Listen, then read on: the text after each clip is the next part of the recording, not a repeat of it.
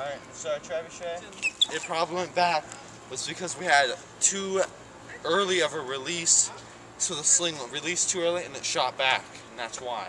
This is our prong, and it adjusts our range, and the sooner we let go, the higher the angle. The later we let go, the more flat and straight it is, so we have to have a 45-degree angle to get an accurate shot.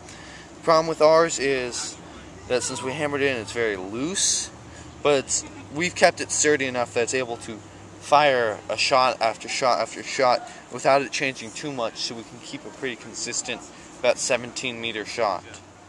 Alright, our supports, as you can see, our trebuchet is very sturdy. The whole thing moves if it's going to move at all. The problem is with one of our supports is we didn't measure the angles exactly right, so we put chunks of wood in here to hold them steady, and that allows it to hold steady and not wiggle very much. And then for the metal bar, since we knew we'd have a lot of weight, this is about 20 pounds, we double crossed over, so the metal was not just forced onto one piece of wood, but was held by two. And the problem with that is, since we went diagonal, is we had to put a chunk of wood here to hold it steady so it wasn't bent in at an angle, which would destroy the whole thing. Alright, this is our channel we decided to use because we'd be able to keep a more consistent and accurate shot than just using the wood like this. With this, the golf ball and the sling fits in perfectly, and it actually holds it because we're using a thicker sling, which I'll show you later.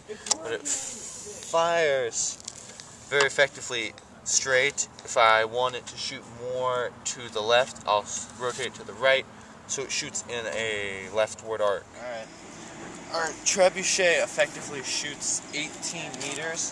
The problem is putting on the weight, because it's so heavy and the metal pole the way it is, it's almost impossible to put on. And the solution is we have to duct tape the sides to keep it on. Alright, the last and final problem with our trebuchet is that since we used a flat, ungrooved metal pole, we had to brace it using pieces of wood and tape, which allows our arm to wiggle a bit, which is not good. And because of the sheer amount of weight, it started bending down the pole, and that's why we have to take it off every time we stop. What inspired you to build your trebuchet the way you did?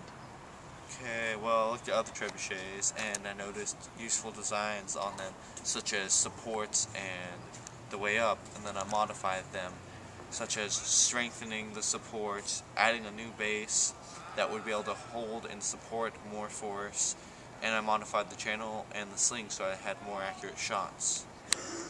What do you think the most important part of a trebuchet is? I think the most important part of a trebuchet is the arm, because that's the thing that actually makes the projectile launch. So